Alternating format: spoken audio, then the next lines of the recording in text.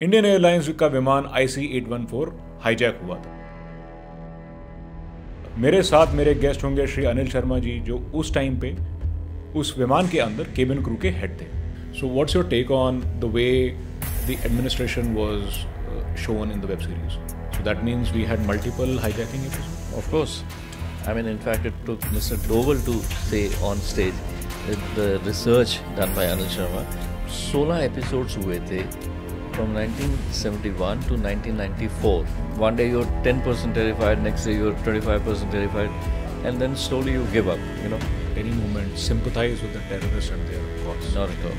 Intentional और unintentional, it is definitely distorting a bit of history, जिसकी बाद में बड़ी कंट्रोवर्सी हुई थी नाम को लेके, यू नो, कि इनके नाम भोला, शंकर, उसके डॉक्टर, चीफ, ये सब बोले गए हैं। Set up a torture cell in a foreign country. We talk about Nepal.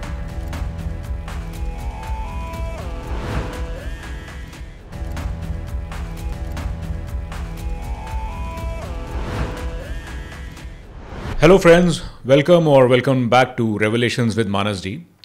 आज मेरे पास स्टूडियो में बहुत ही स्पेशल गेस्ट हैं। हाल ही में आपने देखा होगा कि एक IC-814 नाम की वेब सीरीज़ रिलीज़ हुई थी। ये नेटफ्लिक्स पर रिलीज़ हुई थी। वेब सीरीज़ थी 1999 में, जो इंडियन एयरलाइंस का प्लेन IC-814 की हाईजैकिंग हुई थी। क्या कमियां रहीं, क्या सही था, क्या गलत था, एक्चुअल में उस दिन जहाज़ के अंदर क्या हुआ, वो 8 दिन लोगों ने कैसे गुजारे, ये सब जानने के लिए मेरे समक्ष हैं श्री अनिल शर्मा जी, एंड जो आप उस टाइम पे उस हाईजैक प्लेन के केबिन क्रू में से थे। सो आज हम आपसे जानेंगे सर कि उस दिन क्या हुआ, पर उससे पहले सबसे पहले हम आपसे जानना चाहेंगे कि वेब सीरीज़ के बारे में, जो कि हाल ही में नेटफ्लिक्स पर रिलीज़ हुई थी, आपकी उसके बारे में क्या राय है, कितनी सही और कितनी अपूर्ण थी वो? सर्वप्रथम मैं आपका आभारी हूँ कि आपने मुझे इस काबिल समझा कि मैं आपके दर्शकों से बात कर सकूँ, और सभी दर्शकों को मेरा प्यार भरा नमस्कार। IC-814 की जो सीरीज़ थी, उस काफ़ी इंतज़ार था उसके पहले। मेरी पुस्तक एक जो मैंने लिखी थी, आई इज़ टेरर ट्रेल, जिसमें कंधार वाले वो जो खौफनाक एपिसोड था, उसके अतिरिक्त 15 और हाईजैकिंग्स जो 71 से लेके 94 तक हुई थी, उनका विवरण उसमें दिया गया था। Person who was on duty on board there, I was a little disappointed, in fact initially shocked, कि उन्होंने मेरे रोल बिल्कुल फेरबदल कर दिया। उसको उन्होंने बदला, एंड उसके कुछ मतलब असॉल्टेड दिखाया गया मुझे कि मेरे ऊपर प्रहार हुआ, खून खान नजर आया। और दूसरा जो बाकी लोगों के साथ भी जो जैसे को पायलट थे, फ्लाइट इंजीनियर थे, उनके रोल्स को भी बहुत बुरी तरह तब्दील किया गया। फिर जैसे जैसे मैंने बोलना शुरू किया, लोगों से बात करेगी, क्योंकि अफेक्टेड पार्टी तो मैं ही था ना, मुझे ज़्यादा तकलीफ़ हुई थी, जाहिर है, शायद ज़रूर से ज़्यादा भी हुई हो, मैं उसको भी मानने के लिए तैयार हूँ। लेकिन लोगों ने कहना शुरू किया, अरे नहीं, ये तो अडेप्टेशन है, ये फिक्शनलाइज्ड अकाउंट है और सब कुछ है। अब मुझे वो एक्सेप्ट करने में तकलीफ़ इसलिए होती है कि एक तरफ आपने कह दिया कि ठीक है, this is the work of fiction and based on true events and, और वो काफ़ी जागन जो होता है, which is basically designed to keep them in the clear, were there to be a legal action taken by some affected party. उसके बाद उन्होंने जो खासकर जब वो नेगोशिएशन पार्ट शुरू होता है, उसमें उन लोगों ने जो फुटेज दिखाई, तो अगर आप उसको वो कर रहे हो, पहले तो अपने टाइटल में IC-814 चूज़ किया, फिर आपने उसको जैसे कैप्टन का नाम देवीशरण से शरणदेव कर दिया, बाकी सबके बदल दिए। May be cinematic liberty, you done it for the sake of you know enhancement of the dramatic appeal, जो भी आपके ऑब्जेक्टिव्स रहे हो, and you can get away with most of them. तो लेकिन फुटेज दिखाने के वक्त आप क्या इस्टेब्लिश करना चाहते हैं कि there were, it did happen in real life also. तो फिर मतलब मेरे को अभी तक भी, अब उसको बात को 3-4 महीने होने जा रहे हैं, पर मेरे को अभी तक उसके क्लियर आंसर्स नहीं मिले। So the entire point is कि अगर देखा जाए तो परहैप्स द डायरेक्टर और क्रू उनको एक स्टैंड ले लेना चाहिए था आपके हिसाब से कि या तो ये फिक्शनल है या फिर ये रियल लाइफ बेस्ड है, एंड उसको उस तरीके से दिखाते हैं, विच इज़ एब्सोल्युटली फाइन। अब इन्होंने आई थिंक इन जगह जगह कुछ प्रेस नोट्स मिलते हैं, उनके स्टेटमेंट्स मिलते हैं कि they didn't want it to end up looking like a documentary. शायद उनका रेफरेंस उस नेशनल ज्योग्राफिक सीरीज़ पे था जो in fact 1 episode series lasting about 45 minutes, and उनमें उनके प्रोड्यूसर ने रत्ती भर भी फेर बदल नहीं किया था स्टोरी में। There were interviews with the commander, there were interviews, my interview was there, and it was based on actual facts. तो ये लोग शायद उससे हट के थोड़ा करना चाहते थे। मेरा and I say that with objectivity, कि आपको किसी चीज़ को, आपको किसी रियल इंसिडेंट को अगर आपने फेर बदल करना भी है तो one intention is to make it look better than what it was, but has it? I mean I leave it to the आपके ऑडियंस पे छोड़ता हूँ कि वो कंपैरिजन करें, and I always say that people who watch this series must also watch the National Geographic this thing, तो आपको comparison मिल जाएगा। अब जो चीज़ें इन लोगों ने करी हैं उनमें से कई तो there are instances which there are incidents which never occurred. Okay, जैसे we will come to that later in the sure podcast. तो अब उसको उनको इंट्रोड्यूस करके किस तरह से वो ड्रामेटिक अपील बढ़ गई, किस तरह से उसकी अपील हुआ, how did it become a more watchable this thing. I mean अगर आप किसी को गलिबल ऑडियंस को दिखा रहे हो तो ठीक है, but audience in India are very literate ना, उनको सबको पता है, सबको पता है। तो आप अल्टीमेटली उसको जो एक्चुअल हिस्ट्री है उस पर अपना एंगल, अपना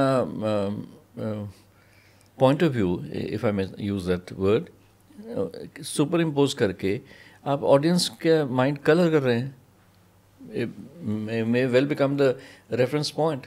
अगर आज आप उसको सर्च करें उसको, तो रादर दिन जो पहले होता था कि IC-814 को दिखाते थे, the search engine takes you to the series, which means some years later people will lose the ability to actually hunt for what truly happened. So this is the damage which it has caused. So in a way, intentional or unintentional, it is definitely distorting a bit of history. I think it is intentional.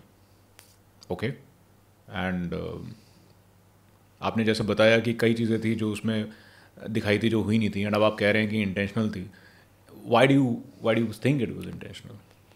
Intentional ये था, मैं क्षमा चाहता हूँ, मैं अनुभव सिन्हा जी का एक तरह से, नॉट जस्ट अनुभव सिन्हा, मतलब इनके जो लीनिंग्स है, आइडियोलॉजिक लीनिंग्स, उससे जो आपके जागरूक दर्शक होंगे उनको ज्ञात होगा कि वो किस तरफ झुकते हैं। आई need not specify it here, but I am the kind of film viewer जिसने पहले भी, I mean even when I was in college, I was not a fan of that ideology, लेकिन मैं फिर भी श्याम बेनेगल जी की सारी मूवीज़ जाके I did not miss out a single one. मैंने गोविंद निहलानी जी की मूवीज़ को मिस नहीं करी थी, कोई और भी जो डायरेक्टर्स थे मैंने कभी मिस नहीं की थी, because art must be taken a closure look at. You can say कि मैं दूर बैठा अपना जजमेंटल होता रहूँगा। इस तरह मैंने अनुभव से ना, कि शायद अनुभव से कि अपने फैंस ने उतनी नहीं देखी होंगी। अनेक थी, आर्टिकल 15 थी, थप्पड़ थी, या ये थी वो थी, मैंने सारी देखी हैं। He is a master of his craft, no doubt. अगर वो वहाँ तक पहुँचे हैं कुछ तो उनमें वो होगा, लेकिन to be directing a series which falls short of excellence, ये मुझे कुछ मतलब समझ नहीं आया कि what were the compulsions, कि उन्होंने इतना distorted version किया, इतना single mindedness दिखाई in glorifying just a couple of characters in the real story. Sir आप ग्लोरीफाइंग वर्ड आपने यूज़ किया एंड कपल ऑफ कैरेक्टर्स, किसको आपके हिसाब से उन्होंने ग्लोरीफाई किया और व्हाट ऑल कैरेक्टर्स, मतलब और कैसे ग्लोरीफाई किया सीरीज के हिसाब से? देखिए आप समझ रहे होंगे, थोड़ा स्ट्रांग आपने वर्ड यूज़ किया, तो मैं इसलिए जानना चाह रहा था कि कैसे आप किस चीज़ को ग्लोरीफाई कर रहे हैं? आप उसको सीरीज़ को एक बार देखिए या मल्टीपल टाइम्स देखिए, आपको मालूम हो जाएगा कि the focus was on the commander ji. उनकी, और the disclaimer says that's based on his book. और कैप्टन देवीचंद, मैं उनका हमेशा ज़िंदगी भर कृतज्ञ रहूँगा कि उन्होंने उस फ्लाइट को सेफली पहुँचाया, हम पहुँचे। एक टॉप मैन का रोल कभी भी डिबेटेबल नहीं हो सकता। I am at peace with that. I have at multiple forums said that we owe a lot to him, to his technical abilities, to his professional excellence and to his destiny. हमारी destiny से link थी. Correct. But from the first frame to the last, if you're going to project that, there I meet people जो I mean उनके तो कोई वो नहीं है, they have no reasons to be taking sides with me or against me or whatever. They have said that it seems that they wanted to tell only one story. Now ironically जो book captain साहब की Flight into Fear, उसका subtitle is The Captain's Story. So in a sense this it proves, you know, its worth in this series, that it is the captain's story because nobody else was given due credit. And आप ये भी मानेंगे कि after I've said that I give him enormous respect for what he did, it is never a one-man show. Absolutely, it's always a team player. One man doesn't fly the aircraft alone. There was a co-pilot, there was a flight engineer, there was a set of cabin crew at the back. So this is one. Second, अब आप सारे किरदार दिखा रहे हो तो कितना, मेरे हिसाब से कितना फुटेज आपका चला जाता, सॉरी स्क्रीन टाइम कंज्यूम होता अगर आप 8 कैबिन क्रू को इंट्रोड्यूस करते. I am not saying, but there has to, they just introduce 3 people और उसके बाद वो अचानक वो one of them says, Indrani hostess है, Lakshmi Dalana. Who is Lakshmi? I mean, these people were on board for 7 nights and 8 days, and you can't give them proper acknowledgement. My junior colleague, जिसने मैंने और उसने मिलके Ripon Katiyal जी के पार्थिव शव को बाहर रखा था, तो आप उसको भी नहीं दे सकते. छोड़िए, मतलब मेरे को तो आपने दिखा दिया कि assaulted and you know unsuitable to be of any importance in the course. How badly were you assaulted? I was not assaulted at all. Seriously? Absolutely not. And what about the other crew? मतलब आप उसमें दिखाया कि air hostess को उन्होंने थप्पड़ मारा और ये सब हुआ. So none at all. But okay, if you want it to be passed or looked at from the prism of dramatization, fair enough. दिखा दिया उन्होंने, ठीक है.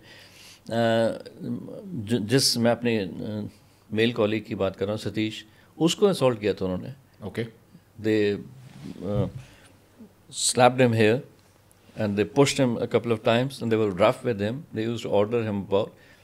They were very respectful. I mean, I'm not saying that with a degree of admiration or something like that. They were very respectful to the women. They would never even talk directly with them. They would say, Sharma साहब, आप अपनी girls को बोल दीजिए service कर दें. तो all that चलो ठीक है, मैं उसको कुछ हद तक एक्सेप्ट करता हूँ कि उन्होंने उस तरीके से दिखाना था. लेकिन वो romantic angle for instance, magnify that. You can't make it look larger than life कि oh this was a crucial point in the series. Okay. So this was it's unpalatable. So एक चीज़ और थी जो कि जिसकी बाद में बड़ी कंट्रोवर्सी हुई थी नाम को लेके, यू नो, कि इनके नाम भोला, शंकर, कुछ के डॉक्टर, चीफ, ये सब बोले गए हैं। सो असली नाम थे क्या? असली नाम, मैं ये नहीं बोल रहा हूँ कि असली नाम उनके टेररिस्ट के क्या थे, we can mention that letter on in the comment section, but क्या ये नाम कोड नेम्स थे एयरक्राफ्ट के अंदर? और फिर अगर थे तो कंट्रोवर्सी क्या? मतलब कोड नेम है तो कोड नेम है। They could have, when they said disclaimer में, उन्होंने they could have said that, or somewhere else in the series they could have said that. वो उन लोगों ने नहीं करा था। बाकी ये चीज़ नहीं है कि उसने, it's not true that Sinha साहब या उनकी टीम, रिसर्च टीम ने उनके नाम रख दिए थे। That's not true. We were ये नाम सही थे लेकिन absolutely. Okay. ये नाम यूज हुए थे, ये सही है। उनके असली नाम जो थे वो कुछ और थे। पर इसमें कई लोगों का ये भी कहना है कि इनके नाम नहीं बदले गए, बाकी सब क्रू के नाम बदले गए। आपका नाम बदला गया, कैप्टन साहब का नाम बदला गया। कैप्टन साहब का नाम तो एक मतलब इट वाज जस्ट कर दिया नोशनल। जी हाँ, देवी और कईयों के नाम ही नहीं दिए। को पायलट का बदला गया, जहाँ मर्जी की नाम बदला, और साहब का बदला जहाँ पे थोड़ा एक सेंसिटिव मुद्दा बन सकता था, शायद उन्होंने पता नहीं इमेजिन किया कि नहीं किया, वहाँ उन्होंने नाम नहीं बदले। लोगों की ये भी शिकायत है। देखो, आप इनके इंटरव्यूज़ देखो, जो नेटफ्लिक्स के स्पॉन्सर्ड इंटरव्यूज़ थे या जो भी यूट्यूब पे आए, उसमें हर जगह उन्होंने कहा कि they did a lot of research and उसमें से एड्रियन जो एक शख्स हैं वो भी बहुत बड़े हिस्टोरियन हैं, और त्रिशांत श्रीवास्तव। तो I have a very respectful attitude towards them. I'm sure they've excelled in their own fields. But for someone to believe that, जैसे आपने कहा शायद उन्होंने इमेजिन नहीं किया था, is going to be a bit difficult to accept. Okay. All right. So, any particular other incident, जैसे आपने बोला कि शुरू में आपने बोला कि और कई ऐसी घटनाएं हुई जो उसमें गलत दिखाई हैं, जो आप हाईलाइट करना चाहते हैं इस माध्यम से। So what's your take on the way the administration was shown in the web series? अब ये जो दो एग्जाम्पल्स मैं कोट करने जा रहा हूँ, वो दोनों का सोर्स मैं नहीं हूँ। It's not that I have decided that there there was a gross misrepresentation or distortion of facts. There are people, the co-pilot is still alive, he's in fact an instructor now. All right. He did not run out of the cockpit the way he's shown to be, that he's very scared of his life. Everyone was. There was no question of the commander going down and trying to unclog the toilets or something like that, because they didn't allow the commander to go down even once. I mean, this is to the best of my knowledge and belief, and if somebody has to disagree with me, I'd be very happy to listen to his point of view and the reasons why he says so. And also the commander is not trained to repair toilets or something like that. It's a flight engineer's job. तो ये सारी चीज़ें captain साहब, commander flight engineer साहब को दोबारा बुलाया गया था कि कार्गो होल्ड खोलना है। वहाँ से उन्होंने एक बैग निकाला जिसमें ज़्यादा एम्यूनिशन निकला, गन्स, और लेके फिर वो ऊपर आए थे, more grenades. This was I think 3rd or 4th day of the episode. तो ये तो these are inaccuracies which pertain to the flight, the aircraft. I think the government was really seized of the matter. Okay. Propaganda तो उन लोगों ने भी करा था, हमको बोल रहे थे कि आपकी सरकार छुट्टी पे है, because we got hijacked on the 24th and 25th was Christmas Day. Correct. Vajpayee साहब का जन्मदिन भी था। हाँ, वो भी होता है। And but by 27th, which is Monday, the relief team had come. उस पे अजीत डोवल साहब, विवेक काटजू जी and निश्चल सांधू जी, ये सारे टॉप ऑफिशियल्स थे. There were many people, we were to learn later that many officials of the Intelligence Bureau, so they were all working in, I would presume they were working in sync.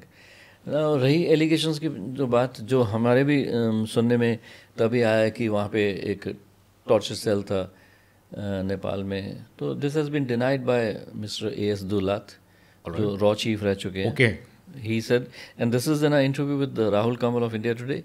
All right. Rahul Kamal said there were messages given to. He says if they were given, they might have been given to you. They were not given to us. This is pretty much on record. So, or how can a Indian intelligence agency set up a torture cell in a foreign country? We talk about Nepal. You think the Nepalese intelligence or Nepalese law enforcement agencies are useless? They would definitely have information. They would have done something, and that seen. So, ठीक है. Again, it was probably they wanted to make it Bollywood masala movie or series. To add this because I don't know. It's filmmaking is a tough job, and which is why I gave credit to Anubhav Sinha and his team right at the beginning. It's not easy to make films, but to what extent you will take them in the name of entertainment, and how far you will take them away from the actual horrific reality is again your choice, no? Right. So this was. Is it really their choice? Do you think, sir? क्योंकि it is you are in a way narrating a real incident. तो क्या एक निर्माता के पास ये choice है कि वो उसको कितनी भी लेवल तक मॉडिफाई कर ले?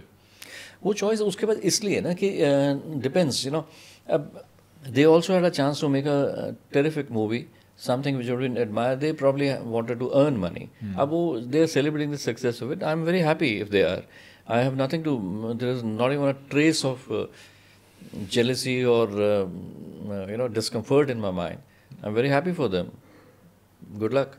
But there are movies related to aviation like Sully. You see that today also you will find it so close to reality. It's not that it's devoid of any entertainment value. बहुत कुछ है उसमें जो आपको बांध के रख सकता है. How much you want to deviate and why do you want to deviate is again his choice, no? I mean the maker's choice, maybe the producer's choice, maybe the platform's choice. I really don't know. I am not privy to that. So as you rightly said, उसको कितना आप चाहते हैं वो choice उसके पास है या नहीं है, it's for him to examine. He has his own mind to consult. He has his own team to address those kind of issues. So overall आपको लगता है कि सिन्हा साहब आपको ज़्यादा अच्छा अनुभव दे सकते थे अपनी वेब सीरीज़ के साथ? मेरे को क्यों, सभी को, इंडियन ऑडियंस को. Alright, great sir, thank you. ये तो हमने वेब सीरीज़ की बात की. जस्ट वेरी ब्रीफली, आप शुरू से आपका करियर इंडियन एयरलाइंस में, एयर इंडिया में रहा, राइट? तो ये लेखक कहाँ से पैदा हुआ? देखो, एनी स्टूडेंट ऑफ लिटरेचर जिसने 5 साल इंग्लिश लिटरेचर पढ़ी हो तो उसका कुछ ना कुछ टेंडेंसी बन जाती है to be like those heroes of the literary world, right? You've been admiring and reading about, reading things from. So you want to kind of make a start over there. तो जब हम release हुए 31st of December 1999 को, उसके 6 दिन बाद मेरे पिताजी जो 4 साल से बीमार थे उनका देहांत हो गया. तो उस चीज़ का डबल इफ़ेक्ट हुआ. मुझे लगा कि जैसे फेट सब कुछ मेरे ऊपर ही कर रहा है, पता नहीं मैं इससे उभर पाऊँगा या नहीं उभर पाऊँगा. तो मेरा एक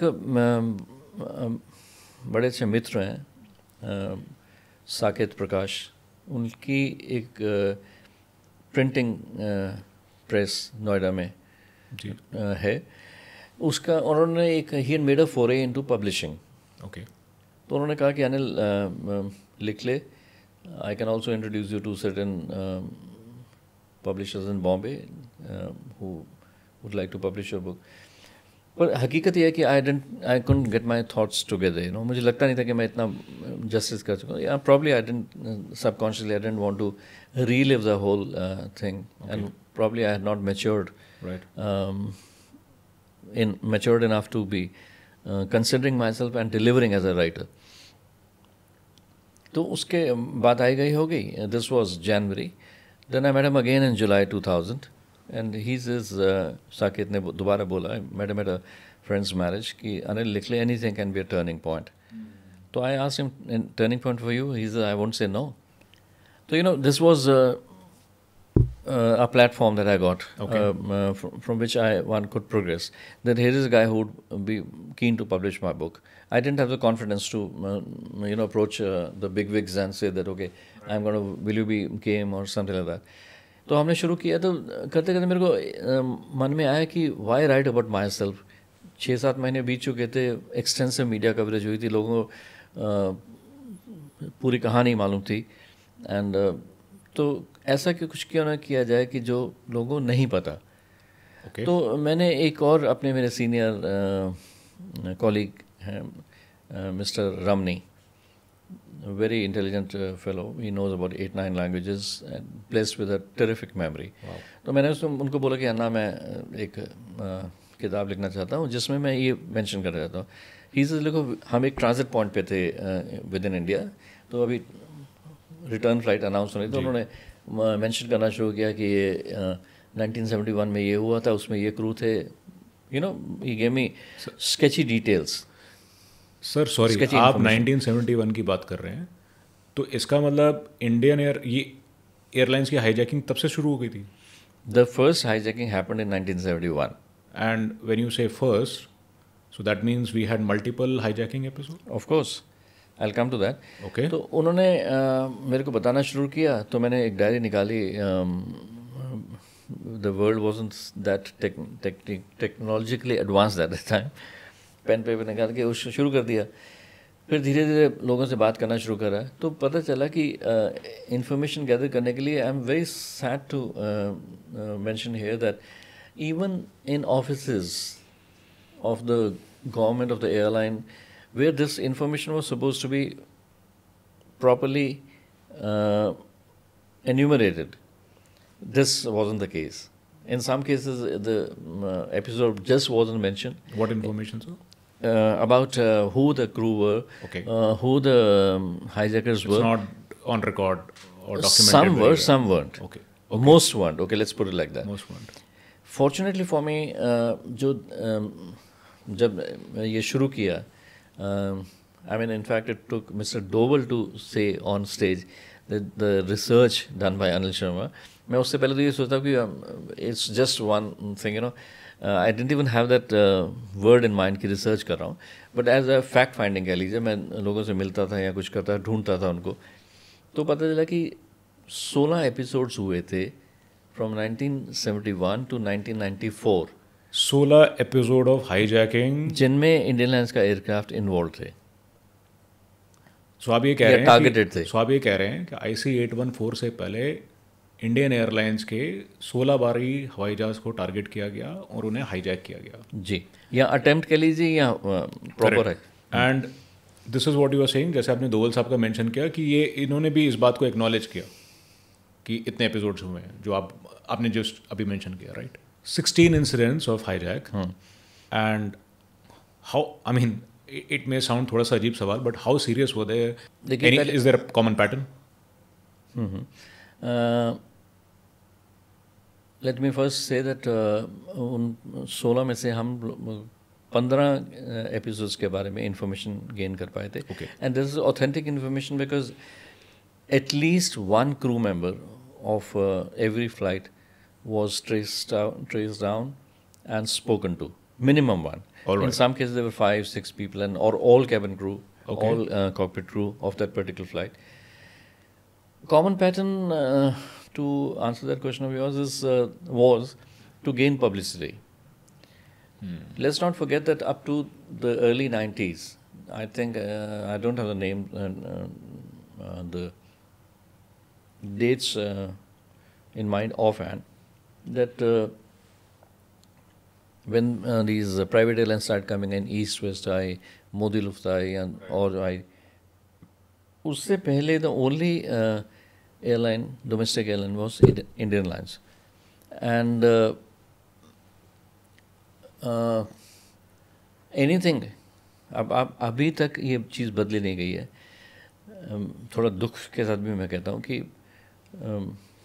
ईश्वर ना करे किसी ट्रेन एक्सीडेंट में अगर 200-300 लोग मर जाते हैं, उनका इतना चर्चा, उसकी इतनी चर्चा नहीं होगी जितनी अगर एयरक्राफ्ट में कोई माइनर इंसिडेंट हो जाए, 2 लोगों को चोट लग जाए या कुछ ऐसा हो, you know for the unknown reasons hijack की मेमोरी रिकॉल ज़्यादा होती है. I think so. I mean, you know, it grabs the headlines. Let's put it like that. Immediately, a lot of agencies will swing into action. Press people पहुंचेंगे, जगह जगह से वो information देगी. तो ये चीज़ उनको जो पोटेंशियल हाईजैकर्स थे उनके मन में होती थी. अब जो 15 एपिसोड्स मैंने किए, इवन द 16 जिसका मेरे इन्फॉर्मेशन नहीं मिल पाई because I could not get hold of somebody who knew about that, वो उनमें से कुछ तो फार्सिकल थे. Okay. You know, a group of students trying to hijack. एक किसी को यूनिवर्सिटी का नाम पसंद नहीं आया तो उसने हाईजैक कर लिया. यूनिवर्सिटी का नाम पसंद नहीं आया तो हाईजैक कर लेगा. Exactly, they were attempts to hijack, let's put it like that. Because but जब मैंने लिखना शुरू किया, मैंने अपने मन को सही किया था to accept this fact. You said that हमारा सबसे लंबा था 7 nights and 8 days, but the fact remains that एक बार आप हवा में पोजीशन हो, करेक्ट, चल रहे हो, आपको कोई बंदूक दिखाए या कपड़े में रैप्ड कोई बॉल दिखाए या कुछ और करे या कह रहे कि मैं आग लगा दूंगा, द थ्रेट परसेप्शन और the magnitude of fright will be the same. डर उतना ही लगता लगेगा, जाहिर है.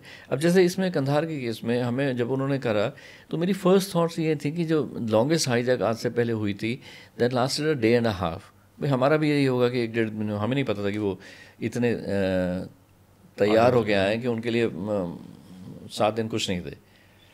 तो ये common pattern was this that gain publicity, let it be known to people. अब जैसे एक वो सज्जन ने जो उनको पॉलिटिकल सिस्टम से प्रॉब्लम थी, ओके, हरी सिंह उनका नाम था, एंड उन्होंने बहुत एक अच्छी पुस्तक जो मेरी जिसको रिप्रोड्यूस किया हमने मेरी किताब में, और वो हमारे फ्लाइट इंजीनियर जो उस बोर्ड थे अजीत नागर जी, उनके पास उसकी एक्चुअल कॉपी थी which he loan to me, and I was fortunate to get access to that. अब उन्होंने बड़ी कैरिकेचर्स कर रहे हैं कि उनके सबके पॉलिटिशियंस के वो फेसेस बनाए हुए हैं कुछ है, एंड देन बड़ी अच्छी उन्होंने करी है कि देखो ये हालत हो चुकी है भारत की और हमें ये चाहिए, we want this from the system and all that. You know, he was a common man. He was probably a truck driver or something like that. And he hijacked a plane. And he said कि मुझे पाकिस्तान जाना है. वो उनको घुमा फिरा के pilots ने अमृतसर ले आए थे, एंड देन KPS गिल जी ने उनको परसुएड करा कि आप सरेंडर कीजिए, उन्होंने कर दिया था. Do you remember उनका रीज़न क्या था इस डिमांड का या हाईजैक करने का? He was unhappy with the system, as I said, political system. इतनी फ्रस्ट्रेशन थी. हाँ, in frustration. But look, it was we were so vulnerable as a society from the point of view of security, and you know, or probably we never imagined that we would be, because उन दिनों मैं कहा भी करता था कि अब तुम्हें ब्लास्ट वगैरह कभी बेरूट में सुनने को मिलते थे. These sort of things were not heard of. The first hijack when I talk about happened in 1971. उसमें कौन सा वो था, कश्मीर में ठीक है प्रॉब्लम थी, और वो कश्मीरीज नहीं, लड़के थे वो जो 18 और ऐसे कुछ साल के, जिन्होंने अपने वो JKL के चीफ अमानुल्लाह खान की रिहाई की मांग करी थी. या उसके बाद जो सेकंड एपिसोड था वो भी कश्मीरी मिलिटेंट्स ने करा था, एंड पाकिस्तान में चले गए थे वो लोग उसको लेके. तो ये वो थी. To come back to this query of yours, how serious were they? 8 of them were very very serious episodes. Okay. You know, like एक केस में वो दुबई जो second longest hijack था after Kandahar, उस केस में Dubai में पहले वो लाहौर गए या Islamabad, I am forgetting that right now. Then they went to Karachi actual, वहाँ से फ्यूलिंग करवा के वो दुबई करे. दुबई ने उनको परमिशन नहीं दिया तो वो सर्कल करते रहे, and they were preparing for what they call in aviation something called ditching, कि आप एयरक्राफ्ट को पानी में उतार देंगे. ओके. ठीक है, and it will stay afloat for some time and rescue उससे पहले आप वो कर जाओगे, इवैक कर ले. दैट्स व्हेन दोज 5 हाईजैक और दे आल्सो पैनिक्ड. तो हमें लग रहा, और जिसमें ये जो उस पर्टिकुलर एपिसोड में ये जो करंट एक्सटर्नल अफेयर्स मिनिस्टर हैं जयशंकर जी, इनके फादर वाज ऑन बोर्ड उस जहाज में, उस एयरक्राफ्ट में. ओके. अभी when I was in Geneva कुछ महीने पहले, तो जयशंकर जी वहाँ पे आए थे. ये सीरीज़ की रिलीज़ होने की बात है अक्टूबर में करीब, तो नहीं नॉट अक्टूबर, नवंबर, एनीवे. तो I asked him this question कि they've shown the bureaucracy in a very poor light in the series and all that. तो ही बीइंग अ डिप्लोमैट, तो अगर वो नहीं करेंगे, he says I have not seen the movies and I will not comment. तो उन्होंने ये जिक्र किया जो मुझे भी नहीं पता था, despite everything that I did, कि उनके फादर ऑन बोर्ड थे एंड उनको ड्यूअल रोल प्ले करना था. One, he was a part of the negotiating team. Second, he was concerned as a son. तो यू कैन इमेजिन कि इतनी serious situation हो गई थी वो डिच करने. तो फिर उन्होंने फाइनली दुबई में परमिशन दिया उनको लैंड करने. जब उन्होंने देखा कि ऐसे तो वाकई नीचे एयरक्राफ्ट लगे, तो उन्होंने उसको, और उस पर्टिकुलर एयरक्राफ्ट पे one of the co pilot captain BL Ghai was seriously injured. उनके मतलब ब्लड श्लड निकला. तो only one captain was captain VK Mehta, he is passed away, God bless his soul. He was the one flying alone. तो उस, और जो second episode जिसकी मैं पहले बात कर चुका हूँ, तो उन्होंने कहा था उसमें उन्होंने कमांडर को ही निकाल दिया था वहाँ से, कैप्टन PN रेड्डी. ओके. और फिर जहाज किसने उड़ाया था? उनको टॉयलेट में बंद कर दिया था. एंड उन जो को पायलट से कैप्टन यादव, ओके, जिनके 2 बेटे भी एयर इंडिया में फ्लाई कर चुके हैं, संजय यादव एंड राजीव यादव. ओके. तो इस तरह they were serious incidents, you know, they had to be, I mean they must have caused as much anxiety and fear as our episode did. तो हमें लग रहा था कि हमारा भी 1.5 दिन में सॉल्व हो जाएगा, but it extended beyond this thing. And the incidents that you didn't find very serious, उनके बारे में थोड़ा आप बताना चाहेंगे? श्योर. एक तो आपने बताया कि यूनिवर्सिटी का नाम पसंद नहीं है, तो चलिए मैं प्लेन हाईजैक कर लेता हूँ. हाँ. And how they were dealt later on by the system, जो ये थोड़े नॉन सीरियस थे. ये 94 वाला इंसिडेंट है. Let's go backwards. तो वो एक लोन फेलो था, लोन फाइटर. तो he was over powered when they landed in Bangalore. और उसमें अपने security officer Mrs Sampath Kumar, जिनका रोल दो एपिसोड्स में और भी आया था, तो उन्होंने वो किसी के कंधे पे चढ़ के पीछे से बैकडोर से उन्होंने एंट्री करी और उसको ओवर पार कर लिया था. Because he was saying that मेरे पास एक्सप्लोजिव्स है, बेल्ट है and all that. And such threats have to be taken very seriously. You can't say कि नहीं ये लग नहीं रहा है, ऐसे करे. You can't behave like that. Then there was एक लखनऊ से 4 स्टूडेंट्स ने वो करा था, क्योंकि उनकी आर्ट्स जो कॉलेज था, the conditions were not good in that academically and even otherwise. I mean, you know, the the hostel facilities were not adequate or they were substandard. तो उन लोगों ने अटेम्प्ट करा था, तो उनको भी वापस लखनऊ ले गए थे. तो वहाँ पे सिक्योरिटी फोर्सेस ने करा था over par. Sorry.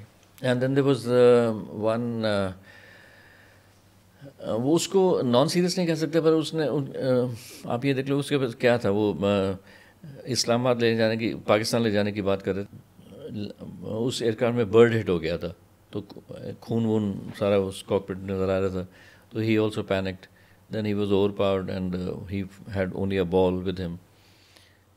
ऐसे करके तो टॉयज़ ये कभी लेके आ जाते थे, करते थे. बिकॉज आप उन दिनों एज आई सेड कि we had not why that time even till 9/11 things were not taken that seriously. तो उसके बाद ही वो हुआ है कि security became much tighter. There were changes made in the aircraft which I don't want to speak about here, and they were designed to prevent future mishaps of this kind.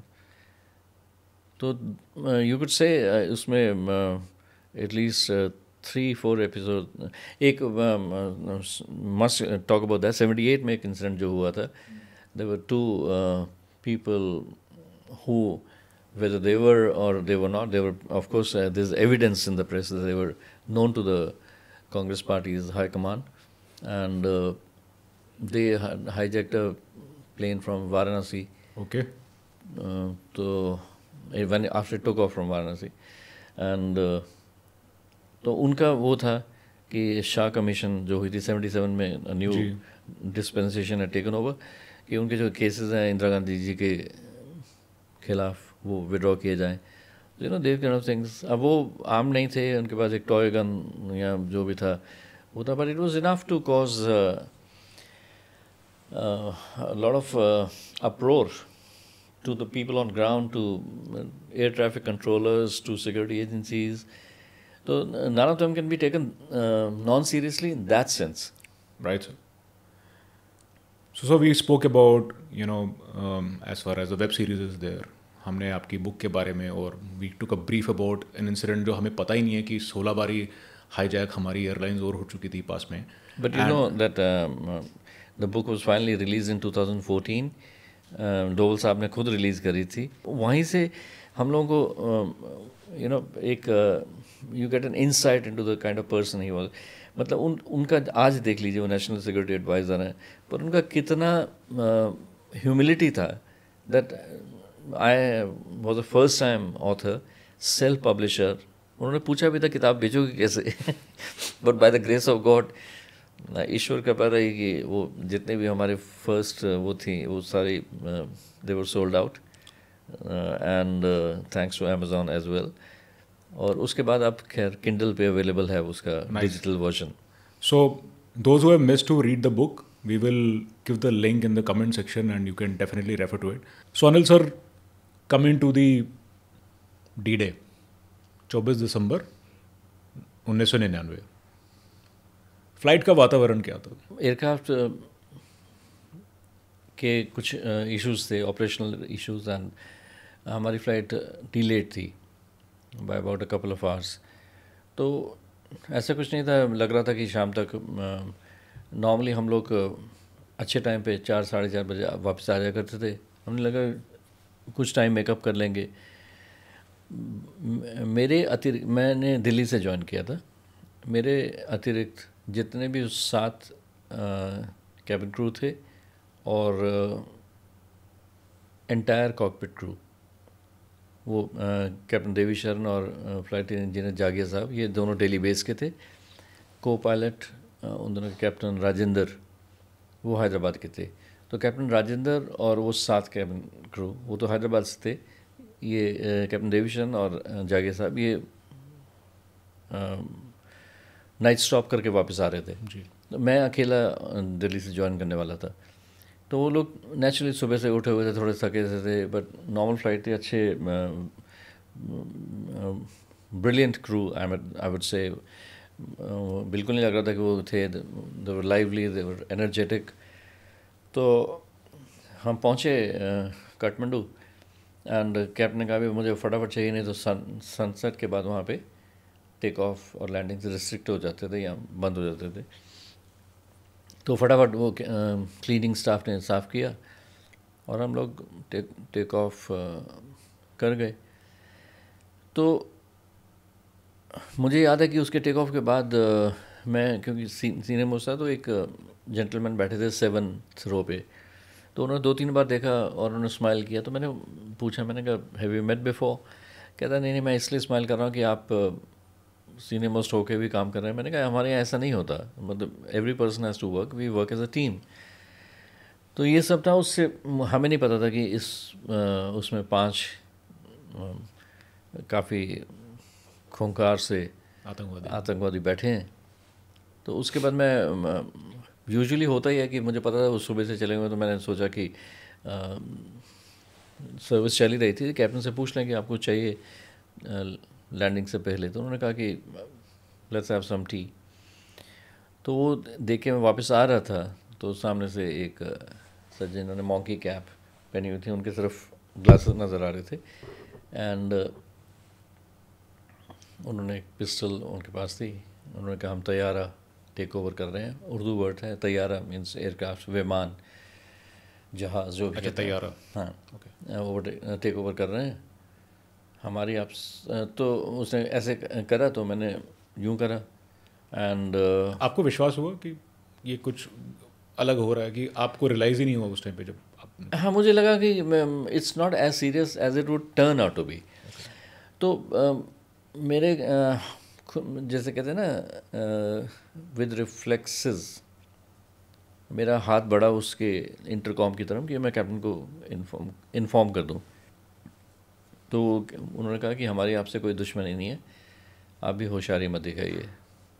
तो मैं साइड पे हो गया जी। उसके बाद तुरंत with the next 5 minutes it was clear कि मामला काफ़ी पेचीदा है, क्योंकि उन्होंने वो 3 लोग थे वो, उन्होंने उस वक्त 3 अंदर थे, उन्होंने ट्रेस फेंकनी शुरू कर दी, शाउट करना शुरू किया, लोगों के ऊपर किसी को धक्का दिया, किसी को कुछ करा, और वो सारी जे क्लास को खाली करने का उन्होंने ऑर्डर दे दिया। तो मेरे को बोला कि आप वहाँ जाके 7th रो पे बैठ जाइए। तो वहाँ मैं बैठा था, तो वहाँ पे 2 लोग इकोनॉमी क्लास से खड़े हुए, वो जॉइंट, वो इनका, वो बाकी बाकी 2 थे। तो वहाँ से माहौल बदला। उसके बाद से तो वो आप समझ लीजिए कि 4:30 इंडियन टाइम के करीब 4:40 हो गया, what ever time it was, and till next morning जब हम कंधार लैंड करे, एक पल का भी किसी को यहाँ पे मैं अगेन बहुत क्रेडिट देना चाहूँगा कॉकपिट क्रू को, the entire cockpit crew, because वो शुरू से 7 बजे से उनका टेक ऑफ हुआ था हैदराबाद से। वो तो नॉर्मल था, उसके बाद थकान और इस तरह का अनसर्टेन फ्यूचर, बीच में अमृतसर में जो लैंडिंग हुई थी उस वक्त जो टेंशन थी, ये सारा कुछ करके नेक्स्ट डे पहुंच के भी शायद उनको आराम नहीं मिला था। तो ये सब ऐसे सीन अनफोल्ड हुआ, या ऐसे टेरर की शुरुआत हुई। उस दौरान उन्होंने अमृतसर पे उनको स्टैब किया 2 पैसेंजर्स को। अब जैसे स्टैबिंग का देखा, फिर दुबई में हमने जाके देखा कि वो प्राण त्याग दिए उस रिपन कटियाल जी के। तो ऐसे धीरे धीरे करके फिर हमने वहाँ जाके कंधार में देखा कि उनके इरादे कितने नापाक तो हैं ही हैं, कितना उनका एक फियर्स इंडोक्ट्रिनेशन हुआ है, that they're so committed to the cause कि they will do anything to see their mission accomplished। तो वो मैंने कई जगह जिक्र भी किया कि it came in parts, कि थोड़े one day you're 10% terrified, next day you're 25% terrified, and then slowly you give up, you think that it's a situation you'll never get out of alive। ये यहाँ ऐसे वो हुआ था। सर, उन्होंने बंदूक आपकी छाती पे रखी थी, माथे पे, कहाँ पे, मतलब छाती पे? क्या क्या ख्याल आता है? देखो, सबसे पहले तो माइंड गोज नम। ओके। आप कुछ सोचने लायक नहीं रहते कि उसका यू जस्ट वेटिंग कि अब इसके आगे क्या होगा। धीरे धीरे जैसे भी वो अमृतसर तक हमें लग रहा था कि एज ए सेट कि उन्होंने हालांकि सबको लोगों को मारा भी, उनको हमारे हेड्स लोअर करवा दिए, ब्लाइंड फोल्ड किया था। मेरे को नहीं करा था बिकॉज क्रू समझ के छोटा था या जो भी था, बट सबको ब्लाइंड फोल्ड करवा दिए थे। तो तब भी मुझे लग रहा था कि नहीं, कुछ ना कुछ Indian government will do something in the next 1 or 2 days and we'll be back. So there was no question of we were, I was naturally anxious about my life, लेकिन ऐसा नहीं लग रहा था कि जान को खतरा है। अच्छा, उस टाइम तक अभी ये नहीं लग रहा था? हाँ, कि ऐसा होगा। वो जो आप सिचुएशन कह रहे हैं कि कब सोचना शुरू किया है, वो 4-5वें दिन जब लगने लगा। अब पता था, सोचते रहे थे भी हाँ उनको क्या बीत रही होगी उनके पे, पर कोई तरीका नहीं था पता करने का। तो हेल्पलेस से भी ठीक है, जैसे भी होगा उनके पास। मुझे पता था कि my BG mother and wife would take care of the kids, very small, छोटे छोटे थे ये लोग, 9, 10, 11 साल के. तो लेकिन एक टाइम ऐसा आया कि बिल्कुल जैसे कहते हैं ना, हताश हो गए थे. ये लगने लगा था कि वाकई डेड बॉडी जाएगी बैक इंडिया या जीवित अवस्था में पहुंचेंगे. तो वो सिचुएशन एज ए सर कि टोटल 7 नाइट्स थे, तो you could say from 5th night onwards वो शुरू हो गई थी. जैसे 29 की रात को उन्होंने कहा कि हम कुछ लोगों को रिलीज़ कर रहे हैं, तो एयरक्राफ्ट खाली सा हो गया अब, और सिर्फ उसमें आदमी लोग बचे थे. महिलाओं को और बच्चों को उन्होंने रिलीज़ करने का फैसला कर लिया. उनको आगे जे क्लास में ले गए थे रात को एट कंधार. सॉरी, हाँ, एट कंधार. एट कंधार. तो मैंने जागिर साहब से जाके पूछा, वो परमिट नहीं कर रहे थे हमको इतना मूवमेंट एट फ्री, पर मैंने कुछ रिंग क्या कहते हैं, घुटनों के बल चल के उन तक पहुंचा. मैंने कहा जागिर साहब, is it a good sign or a bad sign? तो ही सेज कि don't worry, it's a good sign. लेकिन उसके कुछ ही देर बाद उतने ही वायलेंटली वो लोग वापस लेके आ गए, चलो पीछे ये करो वो करो, बिकॉज टॉक्स हैड फेल्ड. फिर 30th मॉर्निंग को उन्होंने कहा कि मेरे I mean something which sounded like my dear Indians and all that, कि मैं आप लोगों के उठने का इंतज़ार कर रहा था, ये बर्गर बोल रहा है. तो अपने दिलो दिमाग पे काबू रखिए, कोई अच्छी बुरी खबर भी हो सकती है. जब कोई ऐसे बोले तो तुम्हारा तुरंत निष्कर्ष ये होता है कि it's going to be bad news. तो उसने कहा कि हमारी टॉक्स फेल हो गई हैं एंड हम शूटिंग शुरू करेंगे, और हम करेंगे तो एक को करेंगे तो सबको करेंगे. मेरे से कोई वो उम्मीद मत करना कि मैं आई विल बी लीनियंट और आई विल बी, उर्दू में बोल रहे थे वो, तो ऐसा कुछ करूँगा. तो that is when it was almost certain कि we are not going to win this, or we are not going to come out of it alive. लेकिन एक वो भी हो चुका था, भाई टू हेल, अब ठीक है, you don't choose your death, it comes when it has to. तो उसने मेरे को आके बर्गर ने बोला भी कि अपनी गर्ल से बोलिए लंच सर्व कर दें. मैंने कहा उसे बोला, मैंने कहा बर्गर तुम एक तरफ कह रहे हो कि मार देंगे, दूसरी तरफ कह रहे हो सर्व करेंगे. तो आप मेरी बात तो मानो, मैं लंच आपके साथ करूँगा. तो still it was not very convincing. तो फिर क्या दिन में उन्होंने हमें 30th को मालूम पड़ गया था कि हो गया. तो उसने आके डॉक्टर जिसने स्टैब किया था रिपन को, not in front of us but पता चला था बाद में, तो उसने कहा कि ऐसे डील हो गई है, जैसे अंपायर बाउंड्री नहीं सिग्नल करता. फिर देन आई हैड फूड. फिर उसने मेरे बर्गर में कहा कि मैं शर्मा साहब, मैंने आपको बोला था खाना, आप तो पहले खा लिया है. इस तरह का थोड़ा माहौल वो हो गया था. तो दैट्स फिर 31st को तो क्या रिलीज़ ही हो गए थे. 7 रात और 8 दिन, खाने की कमी, पानी की कमी, सैनिटेशन, क्या क्या चैलेंजेस आपने फेस किए, और how difficult it was sir?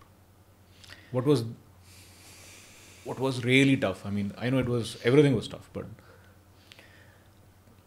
मानस जी, हम सब जो हैं अपनी अपनी ज़िंदगी में बहुत कठिन समय से गुजरे होते हैं. हमें कोई, मतलब मेरा फ़िलासफ़ी है, हमें कोई याद दिलाने वाला नहीं होता कि देखो आपने ऐसे उस वक्त किया था, आप इतने हिम्मत वाले थे उस वक्त. हम उसको भूल जाते हैं. हमें लगता है कि जस्ट अबाउट द थिंग, पर ह्यूमन एंड्योरेंस, ह्यूमन स्पिरिट बहुत स्ट्रॉन्ग है.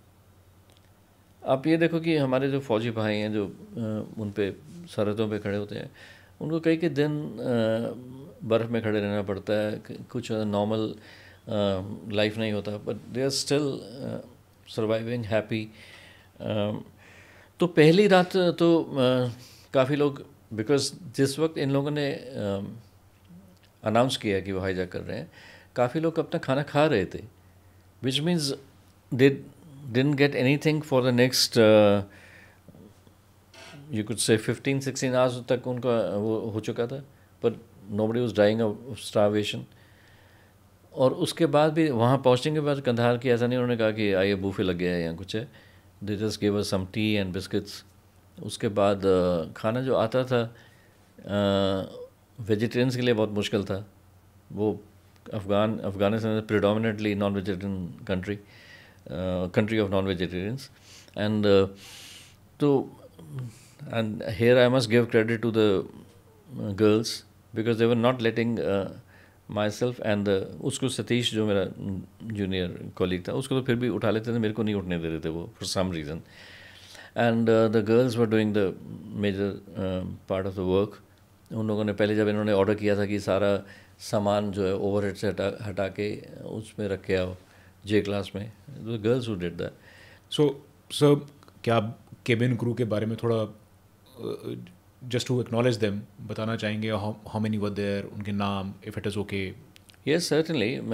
मेरे साथ it's all in public domain anyway, मेरे साथ आगे काम कर रहे थे मिस कल्पना एंड मिस तपा TAPA एंड बीच में थे मिडिल गैली में कोबिता एंड सबिता एंड पीछे थे Rajni ma'am, Sapna and Satish ji. Rajni ma'am was the senior most or the head of the cabin team from Hyderabad to Delhi before I took over. And तो इन लोगों ने बहुत ज़्यादा, बिकॉज सोचिए वो सुबह से उठे हुए थे, उन लोगों से कुछ जैसे मैं काठमांडू में लंच कर रहा था तो मैंने इनको कल्पना और उनको पूछा भाई आप लोग क्यों नहीं खा रहे? कहते हैं सर हम होटल जाके खाएंगे। So they also went without food. तो नेक्स्ट डे जब आना भी शुरू हुआ खाना, उसमें मैक्सिमम नॉन वेजिटेरियन होता था, या जैसे लेट्स से 100 अगर वो आए तो 80 खाना आता था, तो यू हैड टू रैशन। तो this is what the girls were doing. किसी को देख के भी किसी को राइस खाली मिले, किसी को राजमा खाली मिले, ऐसा इन लोगों ने, या at times there was no vegetarian food so they would try and provide something out of that. ये तो इन लोगों का वो था contribution. And apart from that yes, जब जैसे ट्यूसडे को, जब मंडे को रिलीफ फ्लाइट भी आ गई, तो उन लोगों की तरफ से कोई इनके हिसाब से वो बहुत कोई उन्होंने आके नहीं कहा कि okay we surrender. After all that team had, मैंने आपको पहले जिक्र कर ही चुका हूँ उनमें कौन कौन थे, तो उनका they were there to negotiate, right. तो इन लोगों ने लेकिन they decided to treat us harshly and project to them कि ये हमने इनके साथ तो 24 तकरीबन यूँ कह लीजिए, इफ़ नॉट 24, एक रात और major part of the second day कुछ भी नहीं आया था, नॉट इवन वाटर। हमें जो पानी था वही उसको यूज़ करना था। एंड ऑब्वियसली लोगों को एंग्जाइटी भी थी सी, पर इतना डर का माहौल बना हुआ था कि कोई इंसान उस वक्त खाने के बारे में नहीं सोच रहा था। They were just thinking about the families, वे कैसे हम वापस जाएं। भूख मर चुकी थी इन अ वे। फिर आते थे तो खा लेते थे। जब ऐसा सैनिटेशन फैसिलिटीज़ आपने किया, आफ्टर द फर्स्ट 2-3 डेज हो गई थी, पूरी तरह क्लॉग हो गई थी। अफ़गानी क्लीनर्स आए भी तो उन्होंने देखा तो उन्होंने भाग गए वो कि हम तो नहीं कर सकते ये इसको। तो all those issues were there. See after the first night जो गुजर गई थी, और जैसे हम कंधार पहुँचे, that barrier was broken. Okay. We were almost on a rocking boat and हम सब के we were all targets। उन्होंने ऐसा नहीं सोचना था कि अगर किलिंग शुरू होती हुई इनको क्रू को नहीं करेंगे। They could have very well dispensed with any of us। तो एक if I'm using the right word, right term, the common binding factor or bonding factor was that we were hostages। ठीक है, सब hostage। We were targets। We were going to be used as a barter for exchange, in exchange for a list of 35 terrorists they had given कि इनको release कीजिए। लेकिन बीच बीच में होता था जब सर्विस शुरू होती थी तो एक लोगों का जो एक रिलीज़ भी होता था।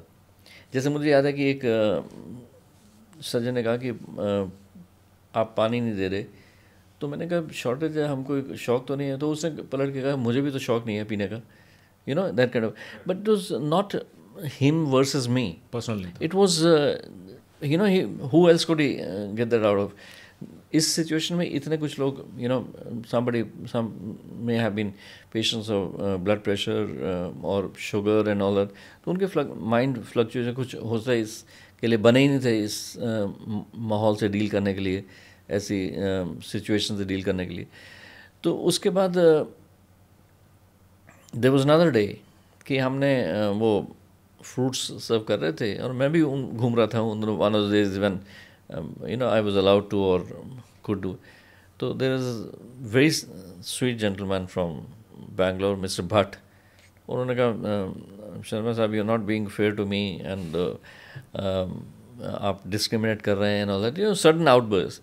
So I told him, I said, sir, this is not a Bombay Delhi flight that these conditions are not normal. तो फिर उनको आसपास के लोगों ने समझाया बजाया. Then later I went up and apologized to him. मैंने कहा he says no, it was just I had to release that. तो ये सिचुएशन बन चुकी थी.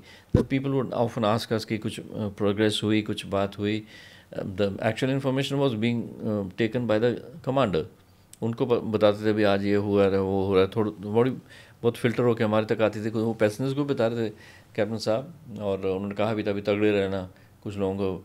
And he told me also once कि अगर ये मेरे को फोर्स करते हैं तो मैं क्रैश कर दूंगा because there is no point in. तो that sort of team work was happening as far as the crew, and I mean cockpit and cabin crew are concerned. And there were a lot of other things also, the people were keeping themselves busy. जैसे एक foreigner, we used to spray the aircraft. तो एक foreigner held my hand, said don't do that. So I said what happened, do you prefer the stench to this fragrance? कहती yes I do. But again, this was irrational. Out of frustration. It was, they had to get a release of this kind. And there was this Australian gentleman called Peter Ward. उसको ऐसा लगता था कि very handsome chap, and any time he'll get up and start get into a fist fight with which we didn't want, because that could have led to something.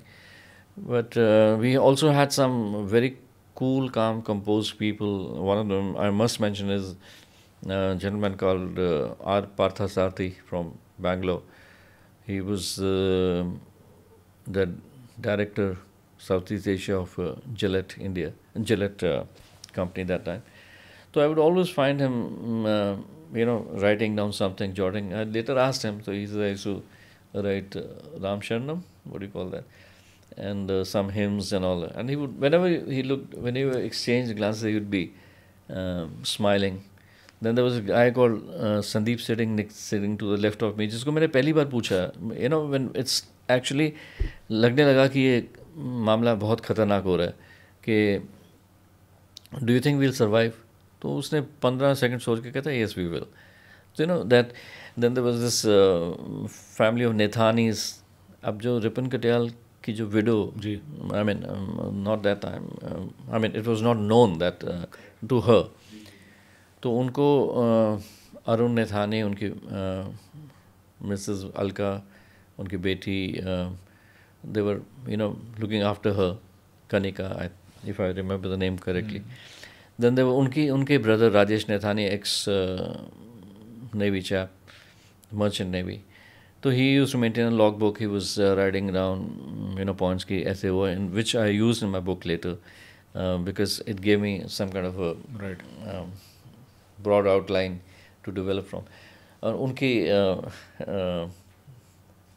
Rajesh की Mrs सीमा नथानी तो बहुत वो थे, one of the factors that she would be laughing and Anil Sharma तुम क्या, मुझे लग रहा है कि जब ये ख़त्म भी हो जाएगा ना एक दिन नींद में उठ के घर में स्प्रे करने लग जाओगे, she would say तो these were keeping us alive. So मतलब all kind of emotions होता है. हाँ, then there was this Nepalese chap Gajendra तामरकर, वो कॉमेडियन था, तो वो इनके साथ मजाक करता, कितने आदमी थे, इसको इनैक्ट करता था. तो such things, and then they invited people to crack jokes and all that. वो मैं इसलिए कहता हूँ कि वो बड़ी सोची समझी एक स्ट्रैटेजी थी. आप किसी भी, मैं अगर इस रूम में जहाँ बैठा हूँ, मेरे पास कोई वेपन हो और मैं आपको सबड्यू करूँ 3-4 लोगों को, आप सबड्यू रहोगे कुछ देर तक. एक टाइम आएगा जब भाड़ में गया, मतलब let me get back, so you will attack me, so मारेंगे या मरेंगे। हाँ, तो एक उसका उनका वो होता है कि it what I have describe in the book as alternating between horror and humour.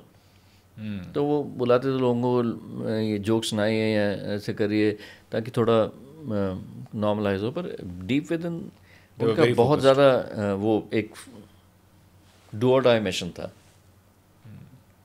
सो उनको अपना एंड ऑब्जेक्टिव बहुत क्लियर था, और उसके लिए अगर हंसाना था तो हंसाएंगे, अंताक्षरी खिलाना है तो खिलाएंगे, गन रखना है तो रखेंगे, मारना है तो मारेंगे। Correct, that was the clarity they came with. Absolute.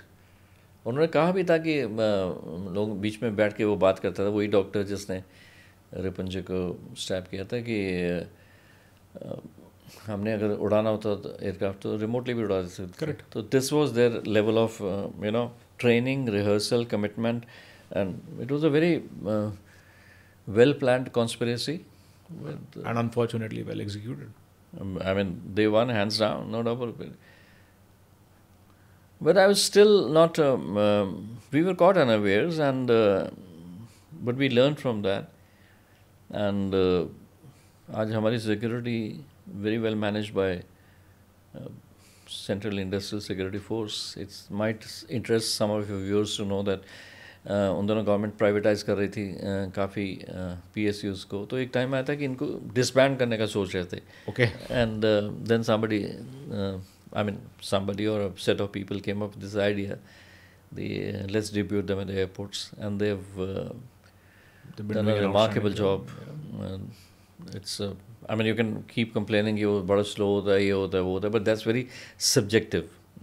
Time to एक दिन अगर आप frustrated, but they are committed to ensuring that such incidents don't occur again.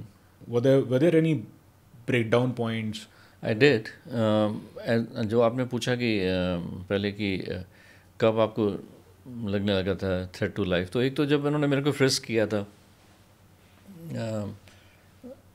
आलमीनात से हम टेक ऑफ कर चुके थे, जा रहे थे, तो मैं थोड़ा फिजिटी था। मैं अपना कोट उतार के कभी रूम में रख रहा था, कभी वो स्वागत पढ़ रहा था, मन में अजीब से ख्याल आ रहे थे। एंड देन वो शंकर, जिसको शंकर बोलते, बड़ा हेफ्टी सा बंदा था, बिल्कुल मुस्कुराता था, कुछ नहीं था, वो मेरे को लेके गया अलग से उसी जे क्लास में जहाँ पे उन पे असॉल्ट हुआ था उन 2 लोगों पे। And then he first everything, pen भी निकाल के उसका वो दैट काइंड ऑफ थिंग। तो तुम यूँ खड़े हो, तो तुम्हें डर लगने लगता है, तुम वापस आ रहे हो, लोग तुम्हें यूँ देख रहे हैं कि ये तो वो सीन था। एज वो बिल्टअप होता रहा, तो पहले तो उसी दिन उन्होंने ये कहा कि आप सिर नीचे कीजिए, कोई विज़िट कर रहा है एयरक्राफ्ट को, और आप ऊपर सिर नहीं उठाएंगे, अगर उठाएंगे सर वो बोलें तो आप उनसे कोई सवाल पूछें तो आप जवाब नहीं देंगे। एंड देन जब ये सब घटना हो रही थी तो मेरे इर्द गिर्द एक वो हाईजैकर घूम रहा था, तो उसके पास वॉकी टॉकी थी, उसमें आवाज़ आई कि ये जीपें आसपास आ गई हैं, अगर ये फायरिंग शुरू करें तुम भी करना, ठीक है। तो वो बाद में पता चला कि इन्होंने कहा कि हम हाउस से शूट करना शुरू करेंगे, तो फॉरेनर्स को पिक करना, इन्होंने 2 को आइडेंटिफाई भी कर लिया था। तो उन्होंने कहा कि तालिबान के, उन्होंने बोला कि अगर आपने अटैक किया हम आपके ऊपर अटैक करेंगे, भाई हमें इस पे ब्लड शेड नहीं चाहिए। That Taliban was clear. हाँ, और that to an extent work to our advantage, because उन लोगों ने they were not going to take Taliban non seriously. Correct. Because एक तो उनका अपना Kandahar was their headquarters, correct, Taliban के, और दूसरा एवरीबडी न्यू कि वो किस हद तक जा सकते हैं। तो जब वो ख़त्म हुआ, उन्होंने कहा ठीक है अब आप सिर ऊपर कर सकते हैं, that then suddenly I burst out crying, I didn't even realise that, and then these girls comforted, and I still remember Sabita and Tapa saying कि नहीं रजनी came and ऐसे करा। वो हो सकता है वो भी रोते होंगे, मतलब मैंने नहीं देखा, वो मेरे पास नहीं आए थे रोने थे। Brave girls. एंड हाँ, सर्टनली। एंड सेकेंड टाइम जब ये 30th का उन्होंने दिया, हालांकि उसके बाद सॉल्व हो गया था, बट उसके around that time again I burst out crying in the galley. तो देन इसने तपान ने बोला कि सर आप रोएंगे तो फिर हम कैसे करेंगे, you know, because you are the de facto head and whatever. तो ये वो थे. But again because pent up feelings से, you are a human being, आप बाउंड टू गेट इमोशनल आएंगे. कितना आप अपने आप को बहादुर दिखा दोगे कुछ देर के लिए, अंदर से तो हर इंसान कहीं ना थोड़ा पोर्शन सही कमज़ोर तो होता ही है ना, और उसके लिंक्ड होता है इमोशंस में. मेरे फैमिली का क्या है, बच्चे क्या क्या है, वो जो भी. Did you by any moment, at any moment, sympathize with the terrorists and their cause? Not at all. उनको ये ज़रूर, जब उन्होंने शुरू में उनको कहना शुरू किया उन्होंने कि हमारा कश्मीर में है, तो काफ़ी लोगों ने कहा कि आप हमें छोड़ो तो सही, हम जाके गवर्नमेंट से बात करेंगे. पर वो एक मैं ये नहीं कहूँगा, मैं उनको ब्लेम नहीं करता उन लोगों को जिन्होंने कहा था, पर ये बड़ी अब इन रेट्रोस्पेक्ट आई थिंक बड़े बचकाना सी हरकतें थी ना. हम, और शायद मैं भी यही करता, मैं उनको मेरे ऊपर होगा, अरे चिंता मत कर, मैं समझा दूंगा. Right, वो तो पैसिफाई करने वाली बात थी उस टाइम पे. Precisely, you can't have said it better. But अंदर ही अंदर ना उस टाइम, ना इतने सालों में आपको कभी भी उनके साथ या उनके कॉज के साथ कोई सिंपैथी लगी? Definitely not, because you can't pick up a gun and say कि फिर मेरे से सिंपथाइज करो, वो सब नहीं होता. आप जब किसी को मारते हो तो आप मीन्स जब वो लोग मारते हैं तो उन्होंने कहा हमारी इतनी लाशें पड़ी हैं कश्मीर में on that. So it was them versus us, you know, us में द इंडियन नेशन. तो उसमें आप कैसे वो उनके साथ सिंपथाइज कर लोगे? What kept you going, sir? I would say 2-3 things कि yes, the desire to live, इच्छा जिंदा रहने की भी, ताकि अभी ज़िंदगी बची हुई है, फैमिली है, सब कुछ है. And faith that something will happen. But एक जो मैंने बुक में लिखा है कि something which help me right the book, that invisible hand of God. अगर वो नहीं, मेरे हिसाब से आप किसी से भी पूछ लीजिए, ईमानदारी से कोई किसी से पूछो वो कैसे उभरा, आपको, आप नहीं भगवान में विश्वास करते, आप कह देंगे फोर्स अबव, स्पिरिचुअल फोर्स, और जो भी आप टर्म यूज़ करना चाहे. मैं उसको कॉम्प्लिकेट नहीं करता, मैं कहता भगवान, ईश्वर, गॉड, ऊपर वाला, जो भी आप कहते हो. But there was something which you know gives you strength. अगर मुझे आज भी इतने साल बाद विद मोर मैच्योरिटी या यू नो ऐसी क्षमता मेरे में ज़्यादा है कि मैं डील कर सकूं, अगर मुझे उसी दौर से दोबारा गुजरना पड़े तो शायद उतनी आसानी से नहीं करूँगा. तो एक चीज़ है जो तुम्हें खुद ब खुद धक्का दी जा रही है, तुम आगे चले जा रहे हो, जो कहानी हम सब की है भी. आई मीन आप लाइफ में देखो, आप सुबह निकलते हो तो ज़िंदगी मौत के बारे में थोड़ी सोचते. कितने लोगों का होता है कि हादसा हो जाता है, 1 मिनट भी नहीं लगता उनको करने को. तो हम सब जूझ ही रहे हैं. तो एक उस तरह की सिचुएशन थी कि फिर कुछ एज ए सेट की जो कैरेक्टर्स में मैंने इनको मेंशन किया,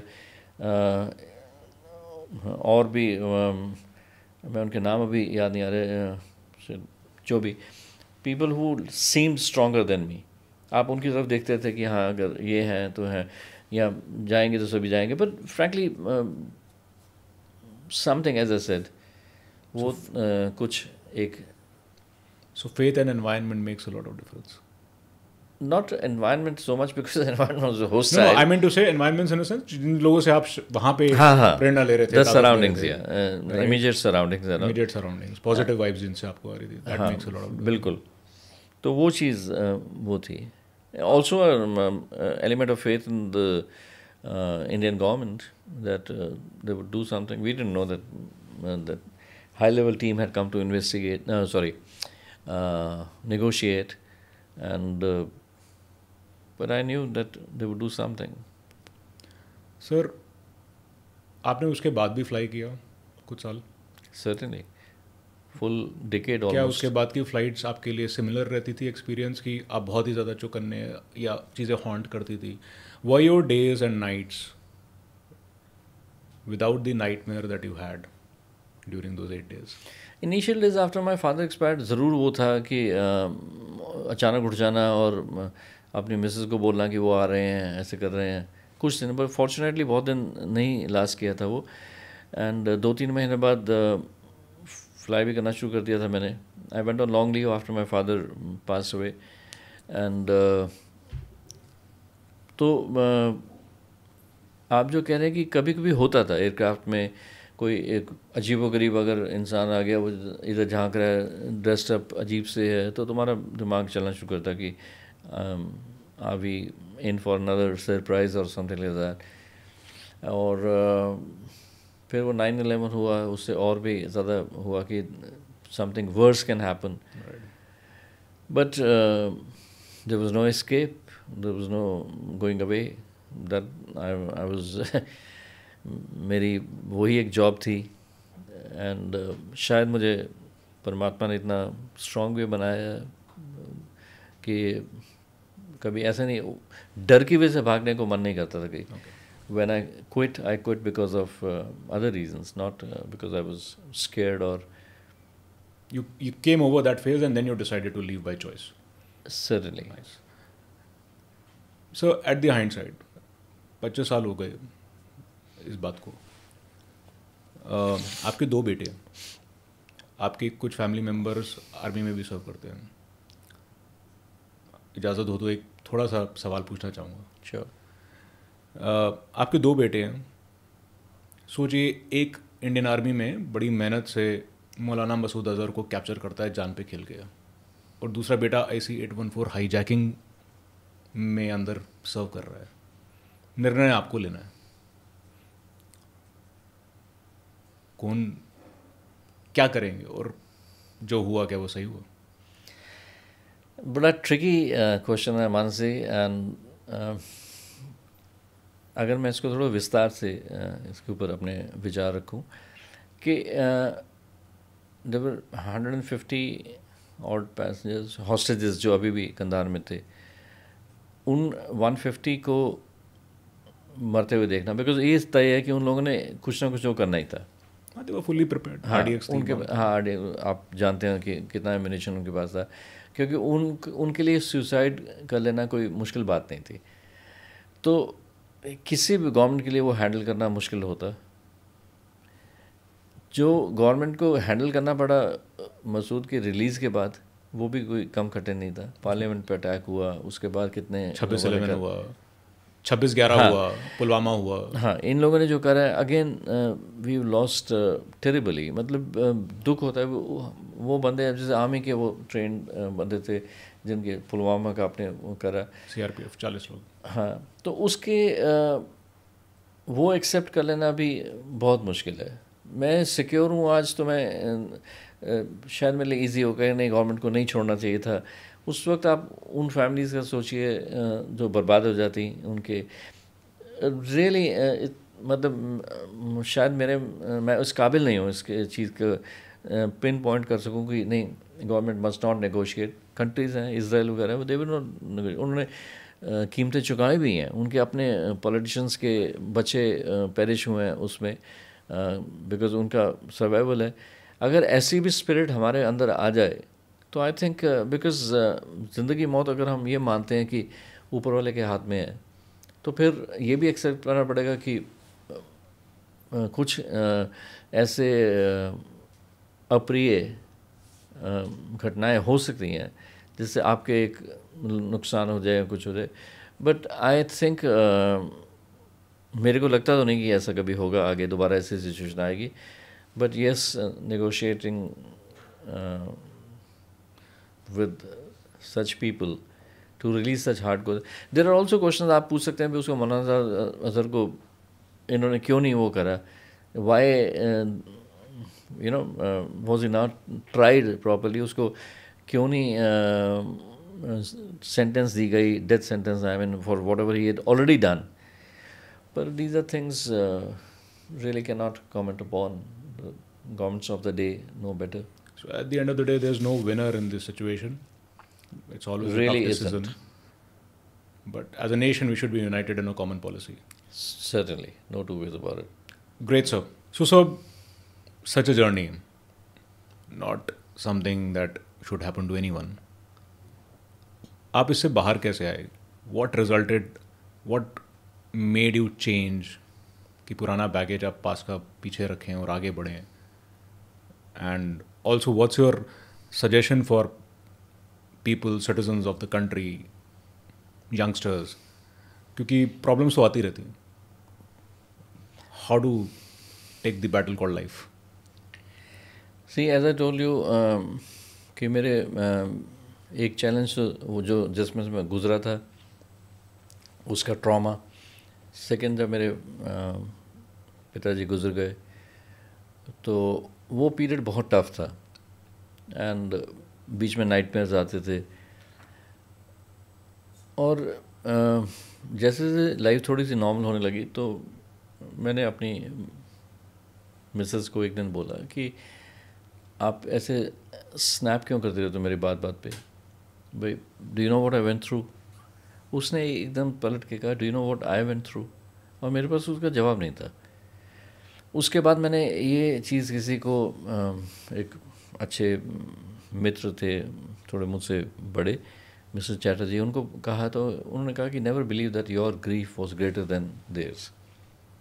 और एक बहुत बड़ा लेसन था कि लाइफ में बड़ा आसान है कि सोच लेना कि हो मेरे से ये हुआ, मेरे से वो हुआ, पर अगर आप सुनने की कोशिश करो, पहले तो अपने काउंट योर ब्लेसिंग्स एज से एंड दूसरों को देखो, तो तुम्हें महसूस होता है कि कोई किसी को भी कुदरत ने बख्शा नहीं है. किसी न किसी तरह से समस्या उनको दी हैं, कम ज़्यादा, वो आपके ऊपर एवेल्यूएट करो. अगर आपको उसने ज़िंदा रखा है वो बहुत बड़ी एक सौगात है. It's a gift of God.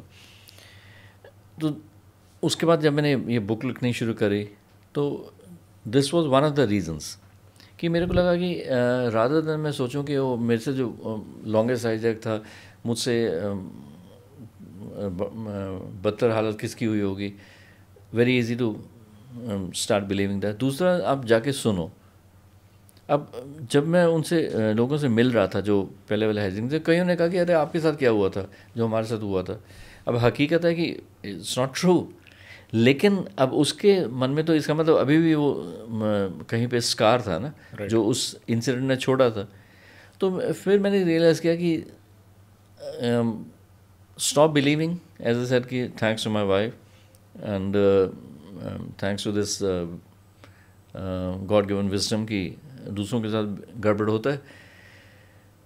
And then I realise कि सबसे सिंपल तरीका जो मेरे हिसाब से है, which I written in the book, कि start doing the same silly things you were doing earlier. उतना ही बचकानापन शुरू कर दो, उतना ही उन्हीं लोगों से मिलो जो तुम्हें उतना सीरियस नहीं लेते, क्या कर रहे यार तू इधर आ जाए, वो यू नो सेम कंपनी. और अगर उनमें से कोई बहुत बदल गया है तुम्हारी हालत देख के, उसको डिस्कार्ड कर दो, गो टू समबडी जो बड़ा पॉजिटिव है या कुछ है. एंड डोंट बिलीव कि आप इतने ज्ञानी हो गए कि बड़े सेंट बन गए या मैं सबसे वो हो गया, कुछ नहीं हासिल होगा. उतने ही आप सिंक हो जाओगे उस बर्डन में. तो ये मेरा फॉर्मूला था. एंड जो आपने कहा कि वाकई मुश्किलें किसको नहीं आ रही, हर इंसान को आ रही हैं. हमारे we are living in a very difficult period. आप किस कंट्री को चूज़ कर लो, किसी को भी, जहाँ आपको लगता है जन्नत है. मैं यूरोप में मैंने देखा है रह के, ऐसा नहीं कि लोगों को प्रॉब्लम्स नहीं है, वो इतना रोते नहीं हैं हमारी तरह. अकेले बुज़ुर्ग घूमे जा रहे होते हैं, लगता है भी किसी वक्त भी गिर जाएंगे या कुछ हो गया, but still they are soldiering on. Right. तो you have to look at the what you accomplish, कि किस लेवल तक आप आ गए हो. अगर मैं 20 साल का हूँ तो मुझे 20 साल भगवान लेके आए, आगे भी लेके जाए. इस तरह जैसे मैं he has brought me this far, I must be grateful to him and move forward with optimism, try and keep negative thoughts out as much as one can. Or to youngsters who want to join this job और करना चाहें, definitely इससे कि एक अनिल शर्मा को 25 साल पहले hijack हो गया तो इसलिए डर गया, क्रैश हो गया, वो तो हर जगह होते हैं. Which mode of transport is not, it's an exciting job, it's great fun, takes you places, makes you meet all kinds of good people. We had a fantastic conversation. हमने we understood from you about literature a bit, about the cinematic liberties that the movie maker should be having. सबसे ज़्यादा important आपका जो real अनुभव था IC-814 के दौरान कि 8 दिन वो कैसे निकले, आपके क्रू ने कितना आउटस्टैंडिंगली परफॉर्म किया, how the government supported you, how the people were there around you, कैसे लोगों से उस टाइम पे आपने प्रेरणा ली, and last but not the least, life moves on and we got to fight it out. Certainly. Great sir, thank you very much for joining us. आज के इस पॉडकास्ट को एक ऑप्टिमिस्टिक नोट पे एंड करने के लिए मैं एक आपको शेर सुनाना चाहूँगा जो मैं अपने पापा से बचपन से सुनता आया हूँ. अर्ज किया है, कश्ती हर एक तूफान से निकल सकती है, कश्ती हर एक तूफान से निकल सकती है, मायूस ना हो, इरादे ना बदल, तकदीर किसी वक्त भी बदल सकती है. On that note, thank you very much for joining in.